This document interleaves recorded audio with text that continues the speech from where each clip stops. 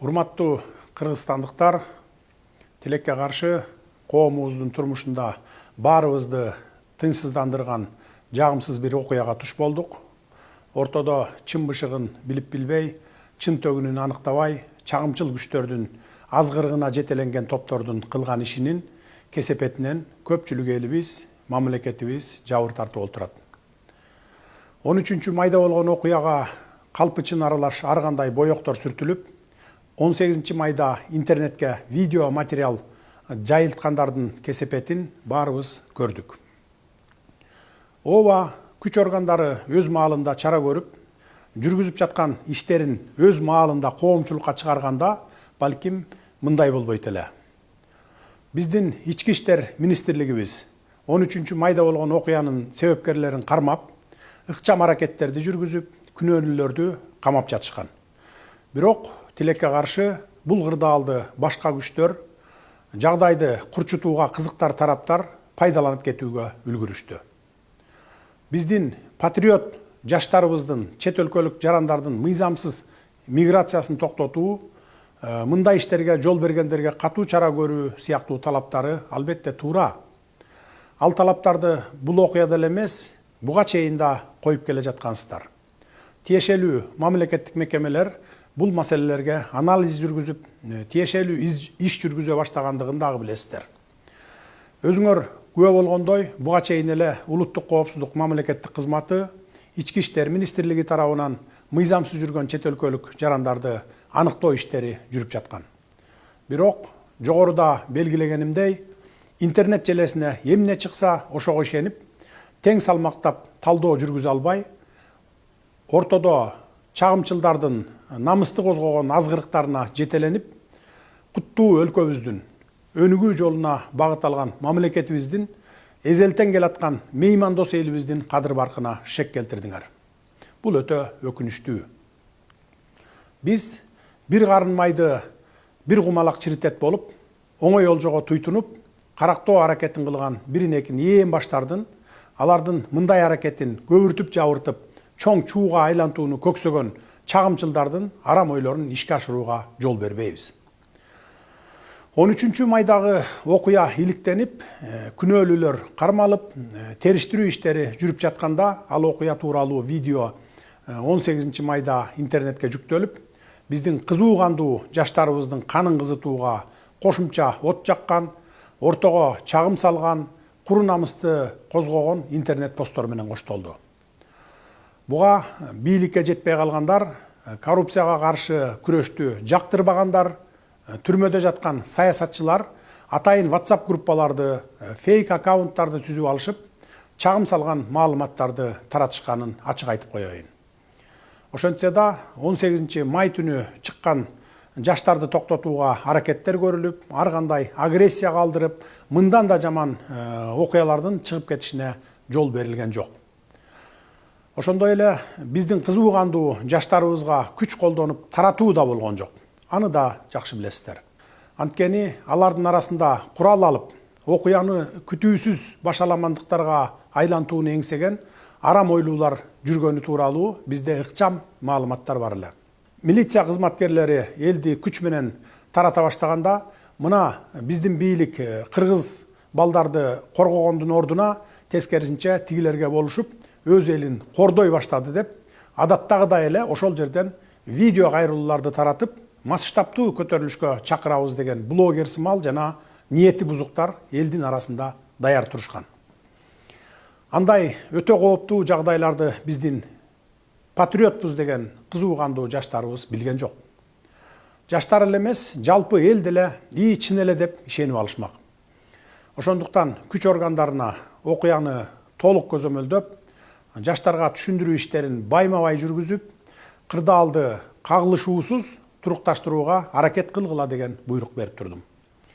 Эгер мародерчулукка барса, милиция тарапка чабуул жасаса, же жатаканалардагы студенттерге кол сала баштаса, анда аеосуз чараларды көрөт элек. Бактыбызга жараша андай болгон жок. Албетте, башталышында студенттер жашаган жерлерге барып, кол салып жиберген тентектер болду. Аларды өз убагында токтотуп калганга жетиштик. эми алардын баары өз жазасын сөзсүз алышат. Биз укуктук мамлекетти кура алдык. Эми тартипти орнотобуз. Тартип болбосо кандай гана мамлекет болбосун өнүгүү болбойт. Кылмышкерлерди өзүн билемдик менен жазалоолорго жол берилбейт. Жазалоо үчүн сот бар, бийлик бар. Биз бул жолу ушул окуядан чоң сабак алдык. Эл дагы сабак алып, эми мындан ары мындай чакыныктарга, чагымчылдыкка, оор басырык, сергек ой жүгүртүү менен анализ жасап, дароо эле дүрбөп чыга калбайт деп ишенебиз. Эми мындан ары ушундай окуя кайталанса, анда күч органдары биринчи мүнөттөрдөн баштап эле күч менен таратуу ыкмасына өтөт. Кудайга шүгүр, азыр күч структуралары мурдагыдай алсыз эмес. Мейли ким болбосун, ал биздин жаранбы, же чет өлкөлүк жаранбы, мамлекетибиздин бүтүндүгүнө шек келтирсе, башаламандык уюштурса, аяосуз жазасын алышат. Урматтуу кыргызстандыктар, урматтуу патриот жаштар, биз дагы силер сындуу Кыргызстан үчүн күйөбүз. Биздин патриоттугубуз силердикинен ашса ашат, кем калбайт. Биз дагы силердей болуп, элибиздин башын бийик көтөрүп жүрүшүн каалайбыз. Ошол үчүн өлкөнүн өнүгүшүнө бар күч аракетибизди жумшап жатабыз. Өлкөбүз өзүнөн өзү өнүгүп кетпейт. Сырткы дүйнө менен тыгыз карым-катышта болуу менен гана алдыга жылат. Дүйнөнүн кайсы гана мамлекети болбосун, алака катышта болуубуз зарыл. Дүйнө таануу үчүн чет өлкөлөргө чыгуу керек.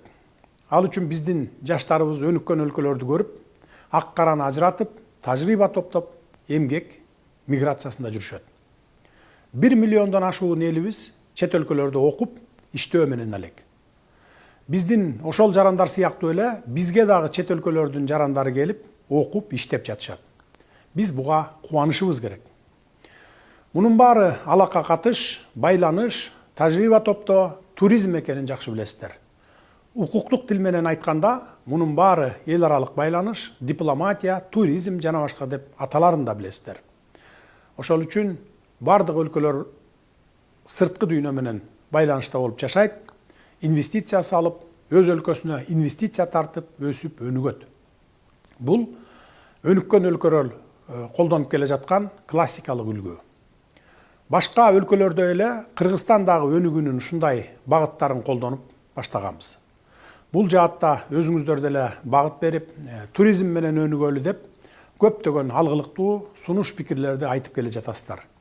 Керемет жерлерибиз бар, ошолорго туристтерди тарталы, келсин, көрсүн, башкалардан эмнебиз кем деп келесиздер. Туризм тармагынан эле өлкөбүзгө мынча пайда түшөт экен деп өзүңүздөр эсеп чотунда айтып берип келатасыздар. Башка өлкөлөр өз өлкөсүнө туристтерди келтире албай убара. Ал эми биз келген ырыскыбызды тээп аткандайбыз. Башка маселе, эгер бизге келген туристтер маданиятсыз болсо, акырын айтып тарбияга салалы. Бул эми бир эле мисал айта берсем сөз көп. Биздин балдарыбыз да чет жерде жүрүшөт.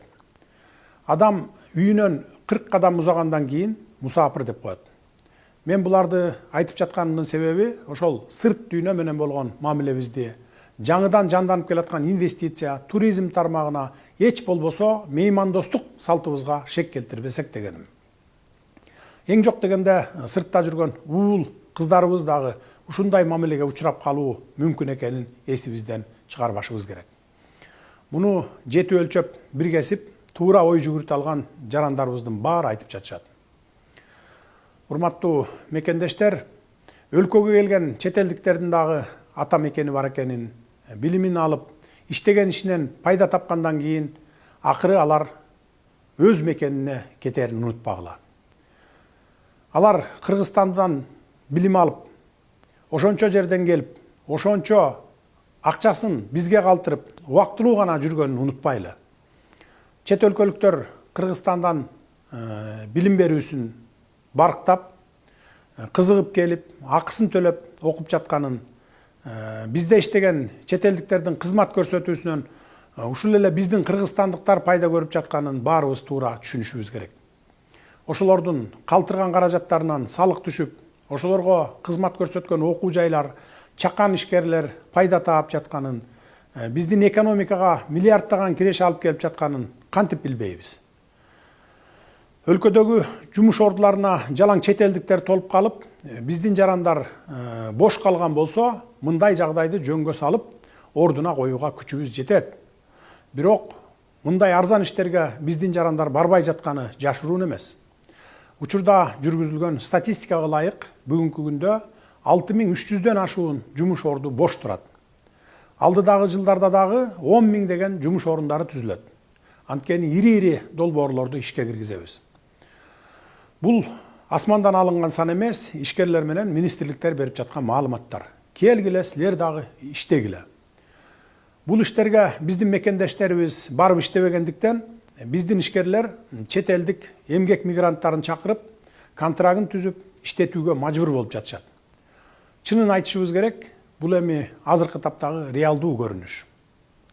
2020 жылга чейин кандай элек, азыр кандай болуп келе жатабыз, айырма асман менен жердей. Биздин өлкөбүзгө эмгек мигранттары агылып келет деген түшүбүзгө дагы кирген эмес. Эгер азыр аларды ишке албай коюп, жумушчулар жетишпей калса, эми жанданып келе жаткан ишканалар токтоп калат. Ишкерлер банкрот болушат. Экономикабыз өйдөлөбөй эле ылдыйлап кетет. Муну да унутпашыбыз керек. Мен ушул жерден бир мисал келтире кетейин.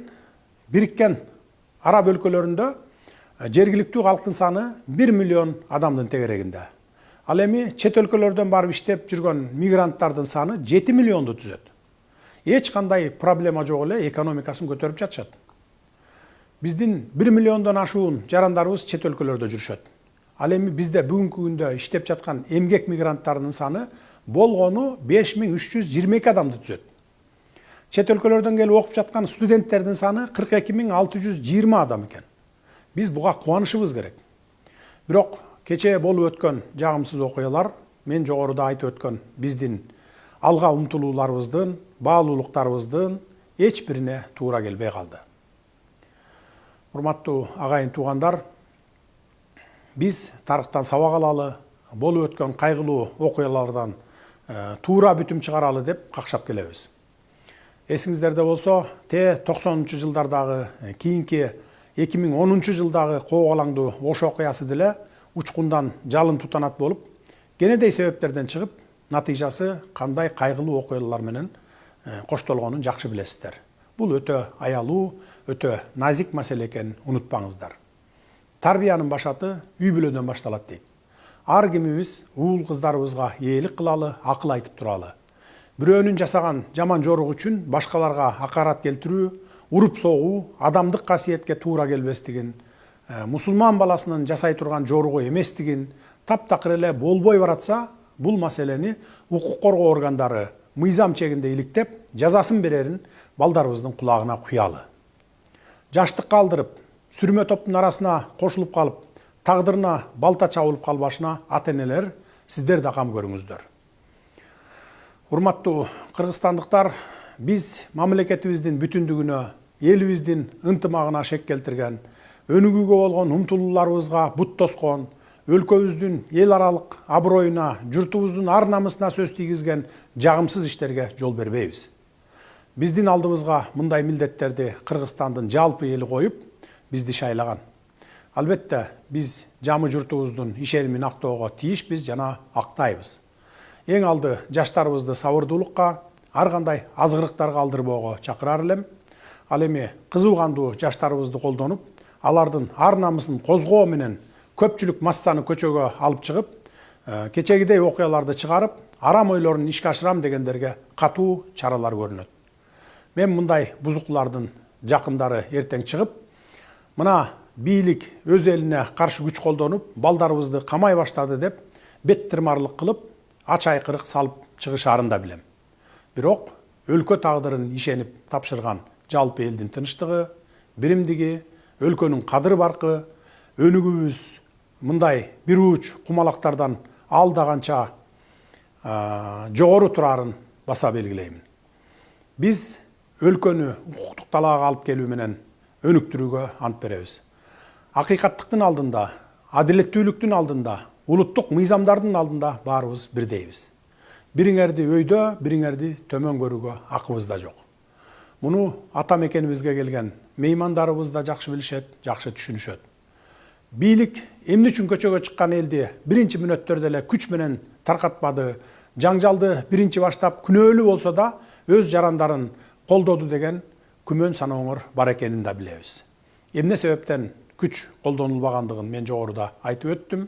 Мындан ары тартип катуу болот. Кам санабаңыздар. Урматтуу кыргызстандыктар, ылайым мамлекетибизде тынччылык, ынтымак өнүгүү болсун.